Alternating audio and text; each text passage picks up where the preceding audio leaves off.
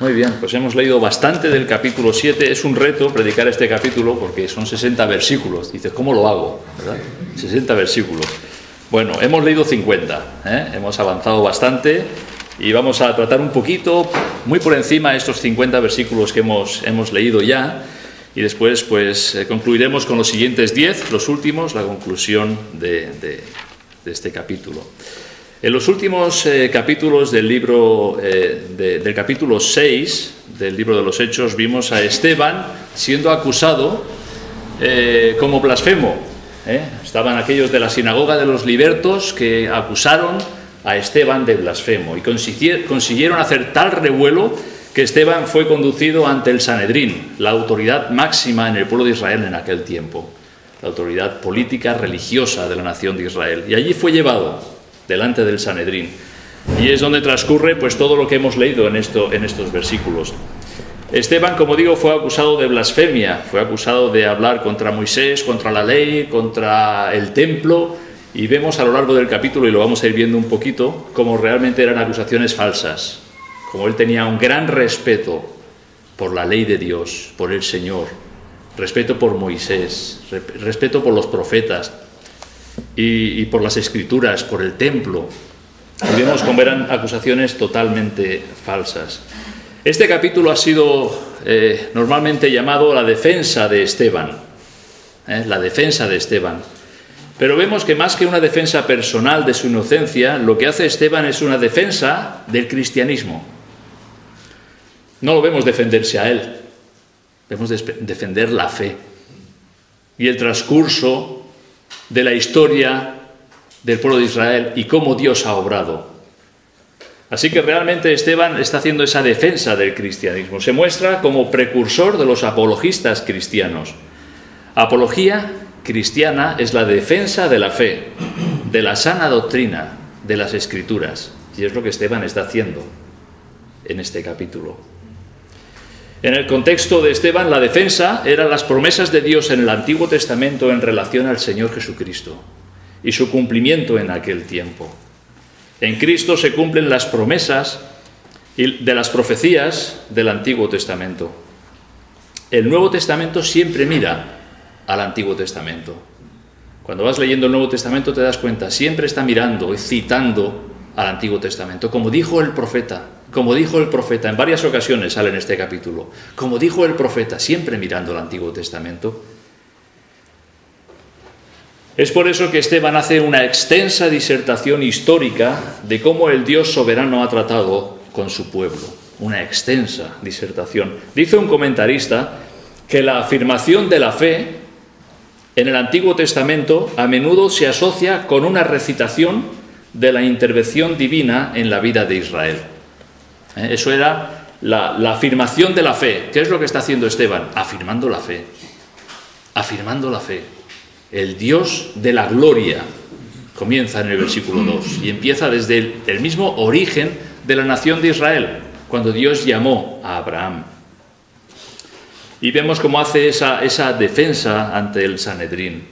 Quienes lo escucharon atentamente hasta el siguiente versículo que no hemos leído, que es el versículo 51. Ahí es cuando Esteban realmente deja la historia y viene al mundo real. Y les dirige unas palabras claras, contundentes y fuertes a aquellos que le estaban juzgando. Vemos que Esteban se encuentra ante el Sanedrín, presidido posiblemente por el sumo sacerdote Caifás. Ya había lidiado en varias ocasiones con los discípulos de Jesús. Lo vimos en Hechos capítulo 4, cuando fueron llevados Pedro y Juan allí, ante el Sanedrín, para ser juzgados. En el capítulo 5 vemos que fueron llevados los apóstoles también, allí, ante el Sanedrín, para ser juzgados. Anteriormente, ¿quién había estado delante del Sanedrín? El Señor Jesús, siendo juzgado, ¿verdad? Allí mismo. Y ahora tenían ante ellos pues a otro valiente paladín de la fe, llamado Esteban, judío heleno, varón lleno de fe y del Espíritu Santo.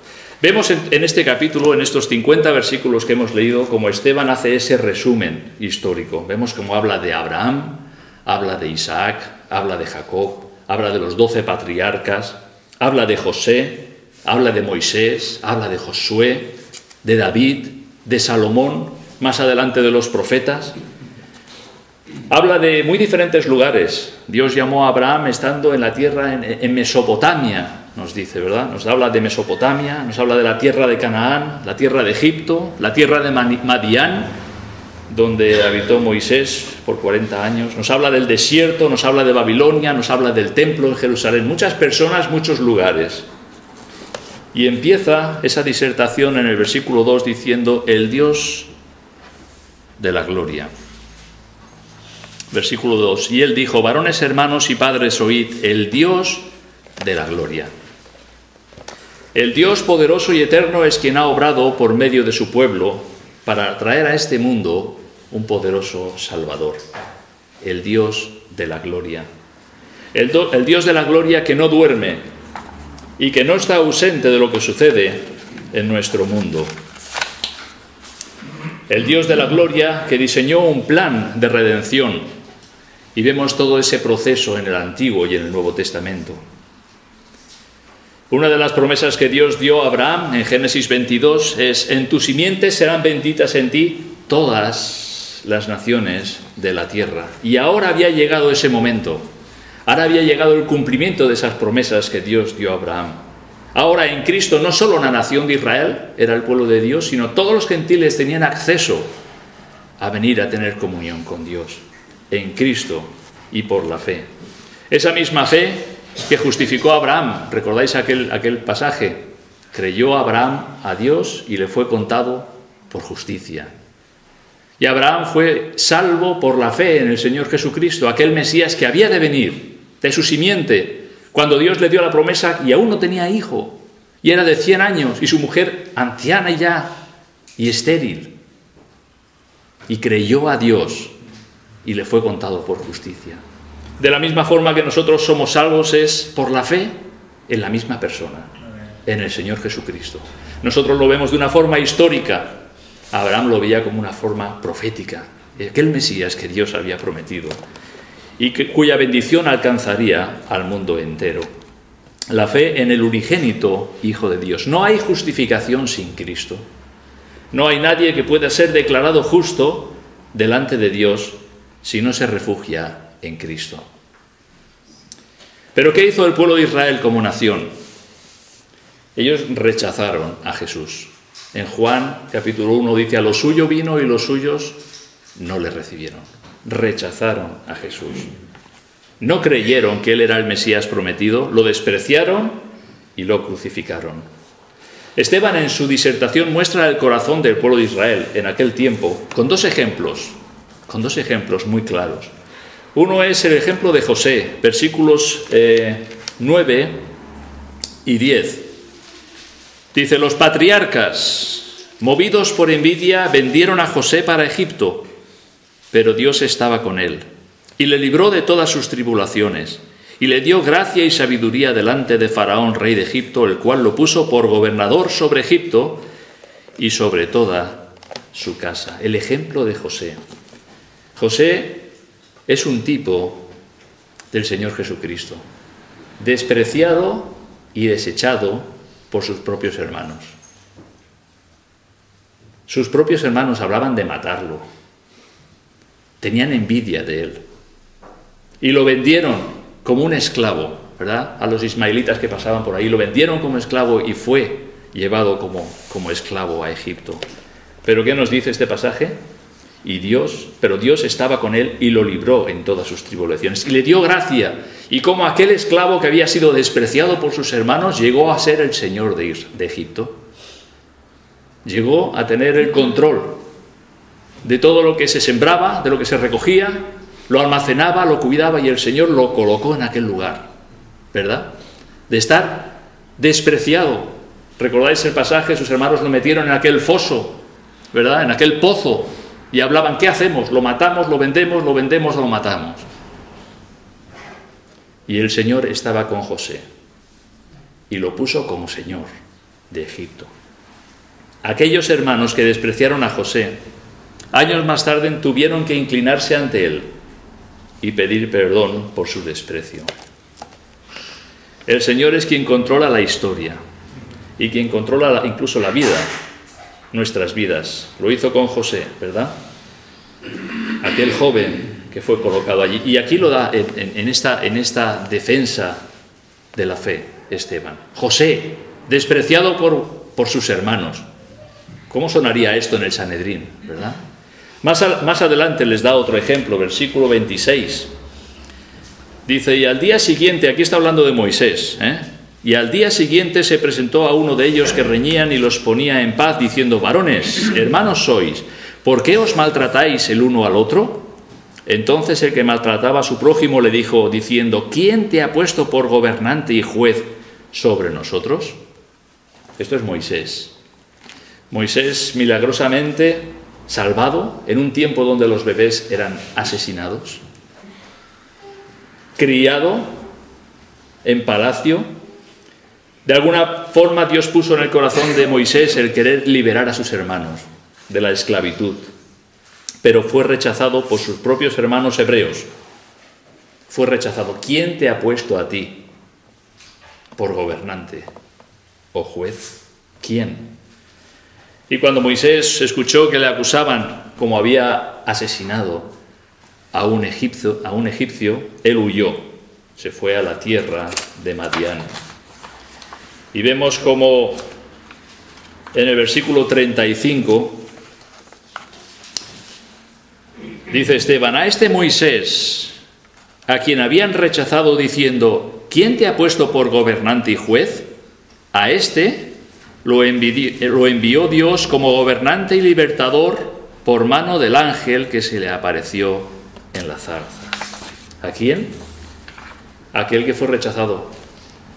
¿Quién te ha puesto por gobernante y juez? Tú no eres nadie para dirigirnos, ¿verdad?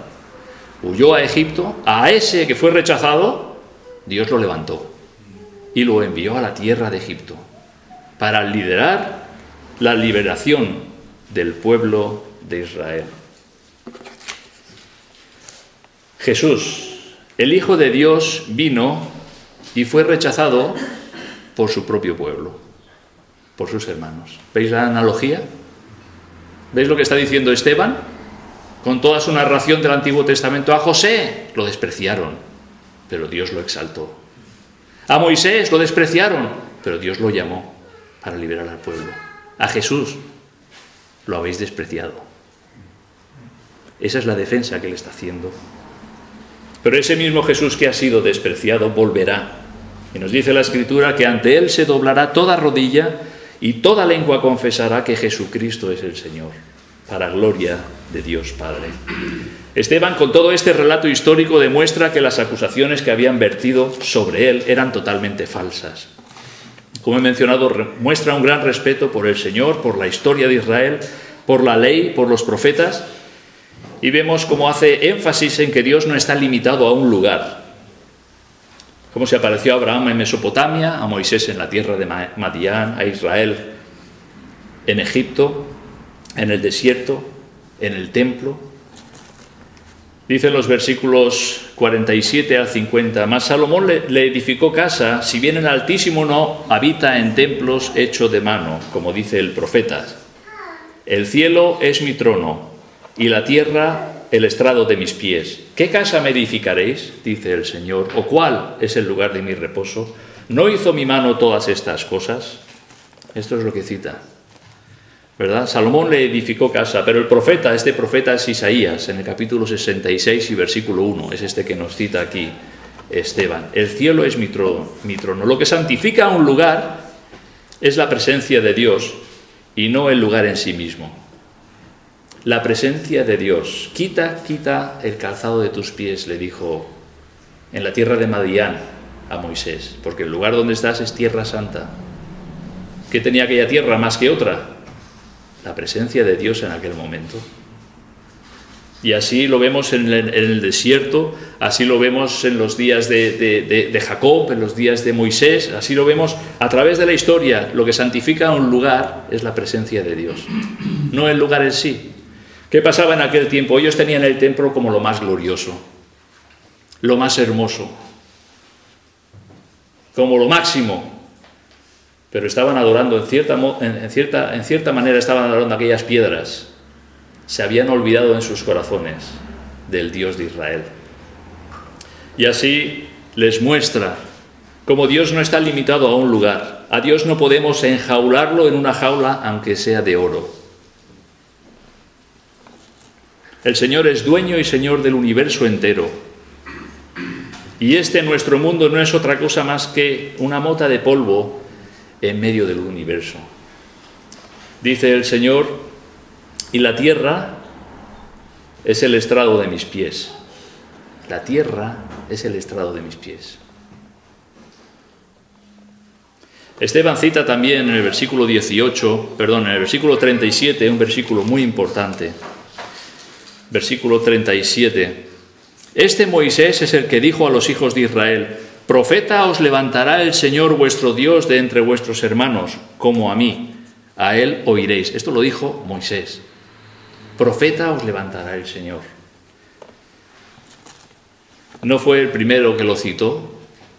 2 capítulos anteriores vemos al apóstol Pedro, en el capítulo 3, citando también el mismo pasaje. Profeta os levantará el Señor vuestro Dios de entre vuestros hermanos como a mí. A él oiréis. Y ellos supieron identificar que Cristo era aquel profeta, Cristo era aquel Mesías que había sido anunciado ya desde Moisés, desde la antigüedad. En Cristo veían ellos el cumplimiento de esta promesa, y este versículo era como una cita clave que la usaban en la predicación del Evangelio. Era esa cita clave. Profeta os levantará el Señor como a mí.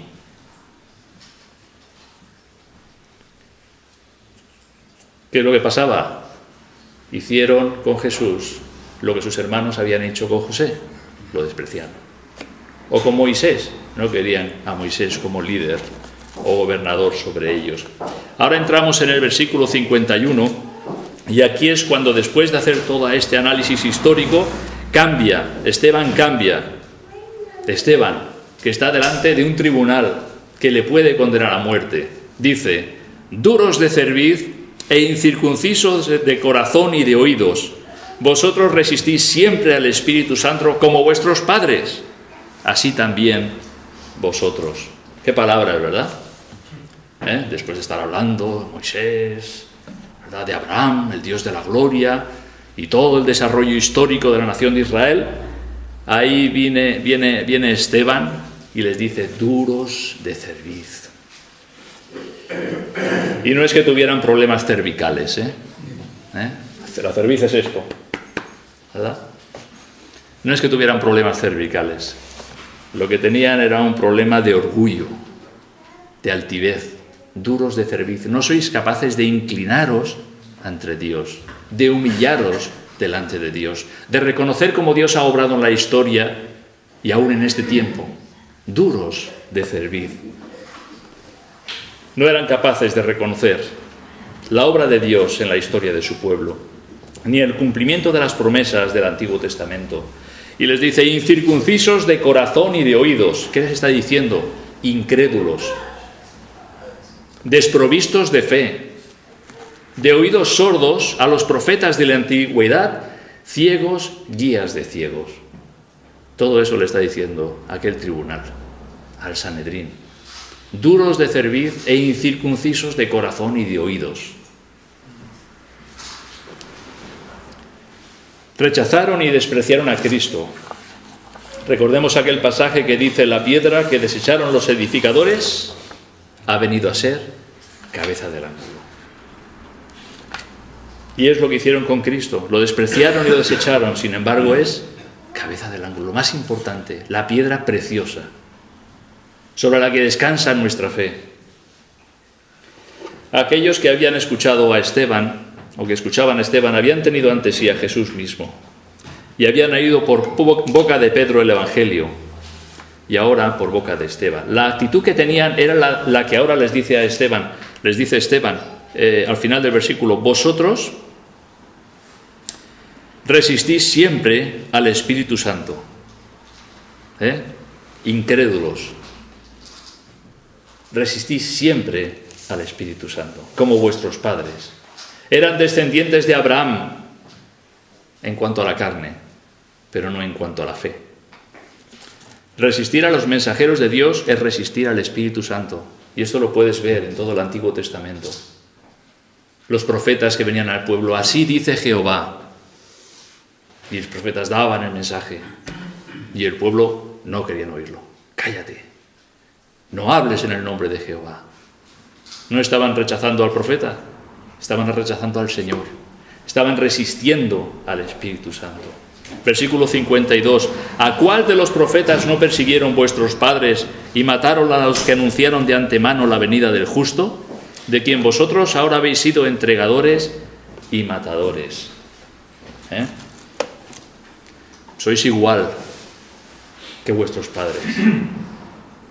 Dice: ¿a cuál de los profetas no persiguieron vuestros padres y mataron a los que anunciaron de antemano la venida del justo? Isaías murió aserrado en los días de Manasés. Jeremías murió apedreado por aquellos que le obligaron a ir a Egipto. Y seguramente podríamos hacer una larga lista. ¿A cuál de los profetas no mataron vuestros padres? Aquellos que habían anunciado de antemano la venida del justo, de quien vosotros ahora habéis sido, y les dice, entregadores y matadores. Ellos mataron a los profetas que anunciaban la venida del justo, vosotros habéis matado al justo. Habéis sido entregadores y matadores. Esteban les dirige directamente a aquellos líderes de Israel que condenaron a Jesús estas palabras, que eran como dardos a sus conciencias. Y no es la primera vez que lo escuchaban. Pedro ya lo había dicho en el capítulo 4, dice: a quien vosotros crucificasteis y a quien Dios resucitó de los muertos. Pedro también, ante las mismas personas, el mismo Sanedrín. Y después, más adelante, en el capítulo 5 también, los apóstoles, vuelve a decir Pedro: nuestros padres, el Dios de nuestros padres levantó a Jesús, a quien vosotros matasteis, colgándole de un madero. Y ahora vuelven a escucharlo otra vez por boca de Esteban: vosotros habéis matado al justo. Versículo 53. Vosotros que recibisteis la ley por disposición de ángeles y no la guardasteis. No había ninguna otra nación bajo el cielo que tuviera una revelación divina como la que tuvo el pueblo de Israel. Eran privilegiados. Eran privilegiados. Tenían la ley de Dios, la palabra de Dios. Pero sin embargo la rechazaron y la despreciaron. Desecharon a Dios en sus corazones. Conservaron una religiosidad externa, pero sus corazones estaban muy lejos del Dios de Israel. Esa era la espiritualidad que había en aquella nación. Sí, había justos. ¿Recordáis a Simón, que fue al templo movido por el Espíritu Santo cuando Jesús nació? Sus padres lo fueron a presentar al templo.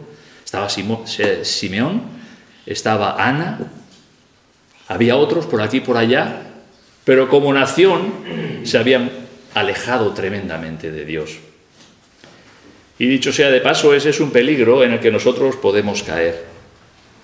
Nosotros que tenemos la palabra de Dios, nosotros que tenemos las Escrituras, tenemos la Biblia, en nuestras casas, en la iglesia. Pero si no prestamos atención a lo que el Señor nos enseña y nos contentamos con conservar unos rituales, unas costumbres, una forma de hacer las cosas, una forma de hablar y de comportarse,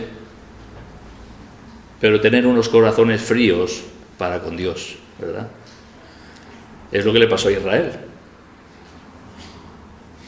Con una historia tan rica en cuanto al conocimiento de Dios, con los profetas, con la ley de Dios, con el templo, todo tan hermoso, pero sus corazones se habían apartado del Señor.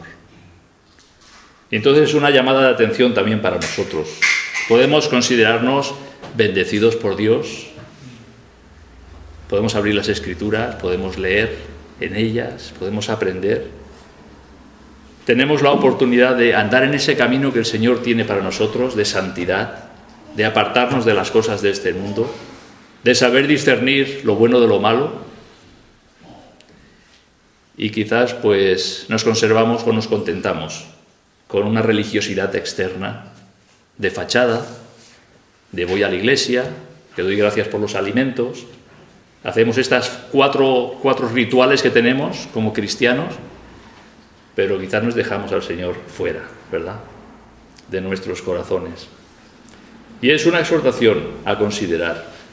Podemos tener interés en muchas cosas buenas, incluso en la iglesia, pero si no tenemos interés por Dios, nos estamos equivocando.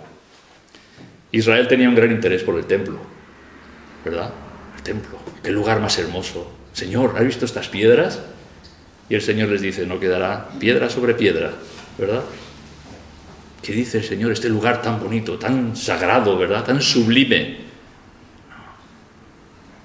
Lo sagrado y lo sublime es el Señor, ¿verdad? No el templo. Y quizás nosotros podemos tener, pues eso, esa religiosidad. Y el Señor, que ve nuestros corazones, sabe dónde estamos. Sabe si realmente estamos conservando una fachada solamente, pero nuestro corazón se ha ido. Les dice Esteban, cuando la nación de Israel estaba en el desierto, dice, me habéis dejado. En vuestros corazones os volvisteis a Egipto. Acababan de ser liberados de la esclavitud. Dios había hecho milagros para sacarlos de la esclavitud en Egipto. Les había abierto el Mar Rojo. Les estaba guiando con una columna de nube, ¿verdad?, de día, y una columna de fuego por la noche. Dice, y en vuestros corazones os volvisteis a Egipto. Curioso, ¿verdad? Ellos que habían visto tan de cerca la gloria de Dios. Haznos dioses que vayan delante de nosotros, le dijeron a Aarón. Haznos dioses. Y Aarón cogió los zarcillos, hicieron, y me salió, dice, y me salió un becerro de oro. Me salió. Se hicieron un becerro de oro para adorarle. Estos son vuestros dioses que os sacaron de la tierra de Egipto. Dijeron, en vuestros corazones os volvisteis a Egipto, ¿verdad? Si perdemos interés por el Señor, estamos equivocados. Versículo 54. Oyendo estas cosas se enfurecían en sus corazones y crujían los dientes contra él. Ahora imaginaros la escena. Esteban estaba allí para ser juzgado. ¡Ah! El Señor les estaba juzgando a ellos con Esteban, ¿no? Les estaba diciendo, vosotros estáis así, duros de cerviz, incircuncisos de corazón y de oídos, resistís al Espíritu Santo como vuestros padres, así vosotros.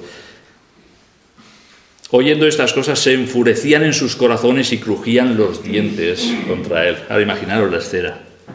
Claramente es evidencia que ellos estaban resistiendo al Espíritu Santo. No estaban dispuestos a reconocer la voz de Dios por medio de su mensajero. El mensaje del Evangelio es totalmente opuesto al hombre sin Dios. Es totalmente opuesto. El hombre necesita arrepentirse de sus pecados y eso duele al corazón orgulloso. Eso duele al corazón orgulloso.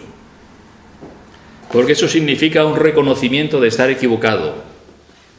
El arrepentimiento es un llamado a un cambio de vida. Ese es el arrepentimiento. Un llamado a un cambio de vida. Significa amar lo que Dios ama y odiar lo que Dios odia. Y eso lo tenemos en las Escrituras. Y por eso debemos de leer. Y por eso debemos de meditar en las Escrituras. Esto que Dios odia, ¿lo odio yo? Esto que Dios ama, ¿lo amo yo? Y ver nuestros corazones a la luz de las Escrituras. La palabra de Dios es nuestro juez. Nosotros no somos quienes para juzgar la palabra de Dios, es al contrario. La palabra de Dios es nuestro juez. Estamos aprendiendo ese versículo, ¿no? Tú has examinado, ¿no? Como dice, has exaltado tu obra, tu persona y tu palabra sobre todas las cosas. En el Salmo 138. ¿Verdad? Has exaltado tu persona y tu obra. Tu persona y tu palabra sobre todas las cosas. Es las Escrituras la que realmente nos juzgan a nosotros. Versículo 55. Pero Esteban, lleno del Espíritu Santo, puestos los ojos en el cielo, vio la gloria de Dios y a Jesús que estaba a la diestra de Dios. 56. Y dijo, he aquí veo los cielos abiertos y al Hijo del Hombre que está a la diestra de Dios. Esteban empezó hablando, el Dios de la gloria. Y ahora Dios le regala la visión de la gloria de Dios. ¿verdad? Vio la gloria de Dios y a Jesús a la diestra del Padre. El Señor le regaló esa visión de su gloria, aquella visión de la gloria de Dios y del Cristo glorificado. Fue un regalo que el Señor le dio a su fiel siervo y un testimonio a sus acusadores, aquellos que condenaron a Jesús, aquellos que habían oído que había resucitado. No solamente lo habían matado, sino que había resucitado. No solamente resucitó, sino que está en la gloria, a la diestra de Dios. Y eso es lo que Esteban le dice a aquellos que estaban allí, a los líderes religiosos de la nación de Israel. Veo la gloria de Dios y al Hijo del Hombre que está a la diestra de Dios. Versículos 57 al 60. Entonces ellos dando grandes voces, ya no podían soportarlo más, ya no podían resistirlo más, se taparon los oídos y arremetieron a una contra él, y echándole fuera de la ciudad le apedrearon.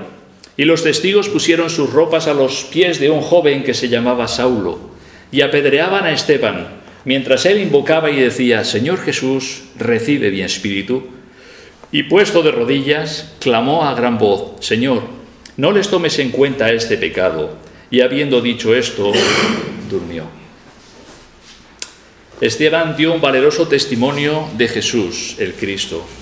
Lo conocimos a Esteban, ¿recordáis? Sirviendo las mesas. Sirviendo las mesas.